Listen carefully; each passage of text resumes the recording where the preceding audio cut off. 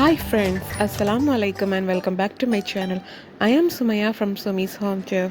இன்றைக்கி நம்ம சேனலில் ரொம்பவே டேஸ்டியான சாஃப்டான மில்க் கேக் செஞ்சு அதில் ரொம்ப சிம்பிளான மெத்தடில் எப்படி கலர் கிளேசிங் பண்ணுறது அப்படிங்கிறது தான் பார்க்க போகிறோம். அண்ட் இந்த கேக்கை நாம் ப்ரெஷர் குக்கரில் தான் செய்ய போகிறோம். ரொம்பவே ஈஸியான மெத்தடில். ஸோ எப்படி பண்ணுறதுன்னு வாங்க பார்க்கலாம். முதல்ல கேக்குக்கான பேட்டர் ரெடி பண்ணுறதுக்கு முன்னாடி ப்ரெஷர் குக்கரில் ஆயிலிங் பண்ணி லைட்டாக டஸ்டிங் பண்ணி எடுத்து வச்சுக்கலாம். இந்த மாதிரி இன்னொரு பக்கம் நாம் கேக்குக்கு பேட்டர் தயார் பண்ணுறதுக்கு 4 முட்டையை ஒரு பாத்திரத்தில் விட்டு இந்த மாதிரி பீட் பண்ணி எடுத்துக்கலாம். எக்கு நல்லா நுரைச்சி வர்றது வரைக்கும் கொஞ்ச நேரம் நல்லா பீட் பண்ணிக்கலாம். இப்போ இதில் 1 டீஸ்பூன் அளவுக்கு மட்டும் நாம் வெண்ணிலா எசன்ஸ் சேர்க்க போகிறோம். வெண்ணிலா எசன்ஸ் சேர்த்ததுக்கு அப்புறமா இதை இன்னும் கொஞ்சம் நேரம் நல்லா பீட் பண்ணிக்கலாம். பீட் பண்ணதுக்கு அப்புறமா நாம் இதில் பவுடர் சுகர் சேர்க்க போகிறோம். 1 கப் அளவுக்கு பவுடர் சுகர் இந்த மாதிரி நாம் பொடிச்சு எடுத்து வச்சுருக்கோம். இப்போ இதை கொஞ்சம் கொஞ்சமாக ஒவ்வொரு ஸ்பூனாக சேர்த்து நாம் பீட் பண்ணி எடுத்துக்கலாம். இந்த மாதிரி நாம் கொஞ்சம் கொஞ்சமாக சேர்த்து பீட் பண்ணும்போது இன்னும் நல்லா நுரைச்சி மேலே பொங்கி வரும் பாருங்கள். இப்போ இதில் 1/2 டீஸ்பூன் அளவுக்கு மட்டும் பேக்கிங் பவுடர் சேர்த்துக்கலாம். சேர்த்து அகைன் நல்லா மிக்ஸ் ஆகிறதுக்காக ஒரு வாட்டி இந்த மாதிரி பீட் பண்ணி எடுத்துக்கலாம். இப்போ பார்த்தீங்கன்னா எக்கு நல்லாவே நுரைச்சி வந்திருக்குது. இதில் இப்போ மாவு சேர்க்க போகிறோம். ஸோ 1 கப் அளவுக்கு மைதா மாவு அளந்து எடுத்து வச்சுருக்கேன். இது நாம் கொஞ்சம் கொஞ்சமாக சேர்த்து பீட்டர் யூஸ் பண்ணாமல் கட் அண்ட் ஃபோல்ட் மெத்தடில் இந்த மாதிரி மிக்ஸ் பண்ணி எடுத்துக்கோங்க. அப்போ தான் நமக்கு கேக்கு நல்லா சாஃப்டாகவும் ஸ்பாஞ்சியாகவும் வரும். ஸோ இதே மெத்தடில் நாம் கொஞ்சம் கொஞ்சமாக மாவு சேர்த்து கம்ப்ளீட்டாக கட் அண்ட் ஃபோல்ட் மெத்தட்லேயே மிக்ஸ் பண்ணி எடுத்துக்கலாம். அவ்வளோதான், ஃபைனலாக நம்மளோட கேக்குக்கான பேட்டர் தயாராகிடுச்சு. பாருங்கள் எவ்வளோ சூப்பராக வந்திருக்குதுன்னு. இப்போ நாம் இதை ப்ரெஷர் குக்கரில் விட்டுக்கலாம். அதாவது டஸ்டிங் பண்ணி ஏற்கனவே வச்சுருக்கோம். அண்ட் ஆல்சோ நம்ம தோசைக்கல் அதாவது தவாயையும் ப்ரீ ஹீட் பண்ணி வச்சுருக்கோம். இப்போ நாம் பேட்டர் விட்டதுக்கு அப்புறமா குக்கரோட அந்த லிட்டில் வெயிட் போடாமல் மூடி வச்சுட்டு அப்படியே தோசைக்கல் மேலே இந்த மாதிரி எடுத்து வச்சுக்கலாம். இதை இப்போ கம்ப்ளீட் லோ ஃப்ளேமில் 35 மினிட்ஸுக்கு வேக வச்சு எடுத்துக்கலாம். சரியா 35 மினிட்ஸ் ஆயிடுச்சு. இப்போ நாம் லிட்டை ஓப்பன் பண்ணி பார்க்குறோம். கேக் ரொம்பவே சூப்பராக குக்காகி வந்திருக்குது. மேலே எல்லாம் பாருங்கள் நல்லா வெந்திருக்குது. நைஃபை வச்சு உள்ளாடி வந்திருக்கான்னு செக் பண்ணிக்கலாம்.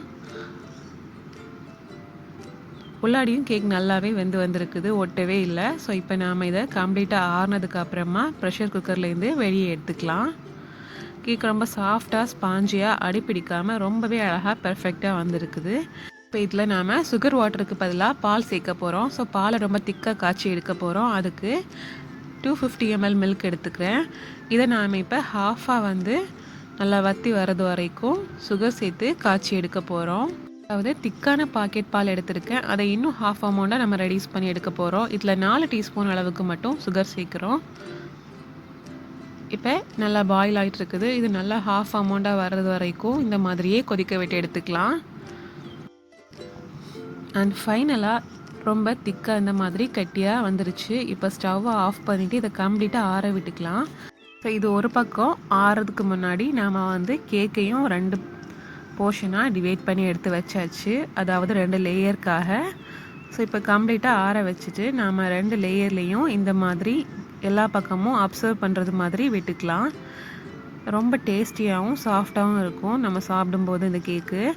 இப்போ இதில் நாம் விப்பிங் க்ரீம் வச்சு ஃப்ராஸ்டிங் பண்ணிக்கலாம்.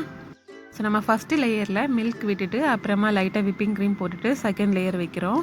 இப்போ இதுக்கு மேலேயும் நாம் லைட்டாக இந்த மாதிரி விப்பிங் க்ரீம் வச்சு எல்லா பக்கமும் ஓரளவுக்கு இந்த மாதிரி ஸ்ப்ரெட் பண்ணி விட்டுக்கலாம்.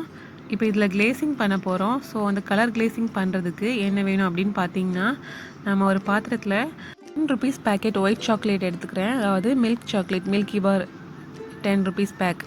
அது கூட 1.5 டேபிள் ஸ்பூன் மட்டுமே மைதா மாவு சேர்க்குறேன். அண்ட் இது கூட 1/4 கப் அளவுக்கு கொஞ்சம் கம்மியாகவே ஒயிட் சுகர் எடுத்துக்கிறேன். அதாவது கம்மியாக வேணும் அப்படிங்கிறதுக்காக கம்மியாக எடுத்துக்கிறேன். இப்போ இதில் 6 டேபிள் ஸ்பூன் அளவுக்கு பால் சேர்க்குறோம். காய்ச்சி ஆற வச்ச பால். நீங்கள் காய்ச்சாத பாலாக இருந்தால் கூட யூஸ் பண்ணிக்கலாம். இப்போ நம்ம சுகர் ஓரளவுக்கு கலக்கிறது வரைக்கும் லைட்டாக கலந்து விட்டுட்டு உங்களுக்கு என்ன ஃபுட் கலர் வேணுமோ அந்த கலரை நாம் சேர்த்துக்கலாம். நான் இங்கே வந்து எல்லோ கலர் சேர்த்துக்கிறேன். இப்போ இந்த ஒயிட் சாக்லேட்லாம் கம்ப்ளீட்டாக மெல்ட் ஆகிறதுக்காக ஸ்டவ்வில் வச்சு லோ ஃப்ளேமில் வச்சு இந்த மாதிரி நல்லா கலந்து விட்டுக்கலாம். அண்ட் மைதா மாவும் அதில் சேர்த்துருக்கிறது கொஞ்சம் குக்காகி திக்கான கன்சிஸ்டன்சியில் வரும். ஸோ அதுக்காக லோ ஃப்ளேமில் வச்சு இந்த மாதிரி மிக்ஸ் பண்ணி எடுத்துக்கோங்க.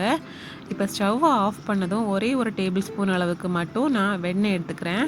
இந்த வெண்ணெய் சேர்க்கறதுனால ரொம்ப ஷைனிங்கான லுக் வந்து நமக்கு கிடைக்கும். நம்ம கேக் மேலே விடும்போது பாருங்கள், இப்போ ஓரளவு சூடு ஆறிடுச்சு. இன்னும் ஆறும்போது இன்னும் திக்கான கன்சிஸ்டன்சி நமக்கு கிடைக்கும். அண்ட் ரொம்ப ஷைனிங்காக இருக்குது பாருங்கள். ஸோ ரொம்ப சிம்பிளான மெத்தடில் நம்ம கேக்குக்கான கிளேசிங் வந்து ரெடி பண்ணியாச்சு. இதில் வந்து நீங்கள் orange colour, red colour, green colour, pink colour அந்த மாதிரி உங்களுக்கு விருப்பமான கலர் சேர்த்து கூட நீங்கள் ரெடி பண்ணிக்கலாம். அதே மாதிரி 2 கலர்ஸ்லேயும் நீங்கள் டெக்கரேட் பண்ணிக்கலாம். நான் இங்கே வந்து ஒரு கலர் தான் எடுத்துக்கிறேன். இப்போ இதை நம்ம கேக் மேலே விட்டுக்கலாம். கம்ப்ளீட்டாக ஆறுனதுக்கு அப்புறமா தான் இந்த மாதிரி விடணும். இதை நம்ம ஃப்ரிட்ஜில் வைக்கும்போது இன்னும் வந்து திக்காகும், கேக்கில் வந்து செட் ஆகும். அவ்வளோதான். இப்போ நாம் கலர் கிளேசிங் பண்ணியாச்சு. அடுத்ததாக ஃபைனலாக உங்களுக்கு விருப்பம் இருந்துச்சுன்னா நம்ம வந்து விப்பிங் க்ரீம் வச்சு டெக்கரேட் பண்ணிக்கலாம். இந்த மாதிரி லைட்டாக ரொம்ப அதிகமாக வந்து நம்ம க்ரீம் வச்சு டெக்கரேட் பண்ண வேண்டாம். அப்போ அதில் இருக்க கிளேசிங் வந்து பார்க்குறதுக்கு ரொம்ப தெரியாது. இந்த மாதிரி லைட்டாக பண்ணிவிட்டால் ரொம்ப நல்லாயிருக்கும். அவ்வளோதான், நம்ம டெக்கரேட் பண்ணி முடிச்சாச்சு. அண்ட் இந்த கேக் பார்த்திங்கன்னா ரிம்ஷா குட்டியோட பர்த்டேக்காக சிம்பிளாக வீட்டில் இருக்கவங்க மட்டும் செலிப்ரேட் பண்ணுறது மாதிரி செஞ்சு எடுத்து வச்சுருந்தேன். அண்ட் சாப்பிடும்போது வாயில் வச்சதும் கரையிறது மாதிரி ரொம்ப டேஸ்டியாக இருந்தது. ஸோ ஃப்ரெண்ட்ஸ், பார்த்துட்டு நீங்களும் மறக்காமல் ட்ரை பண்ணி பாருங்கள். அண்ட் இந்த வீடியோ பிடிச்சிருந்தனா வீடியோக்கு மறக்காமல் லைக் போடுங்க, ஷேர் பண்ணுங்கள், கமெண்ட் பண்ணுங்கள். இன்னும் இன்ட்ரெஸ்டிங்கான ரெசிபிஸ் பார்க்குறதுக்கு என்னோடய சேனலை மறக்காமல் சப்ஸ்கிரைப் பண்ணிக்கோங்க. இந்த நாள் இனிய நாளாக அமையட்டும். தேங்க்ஸ் ஃபார் வாட்சிங்.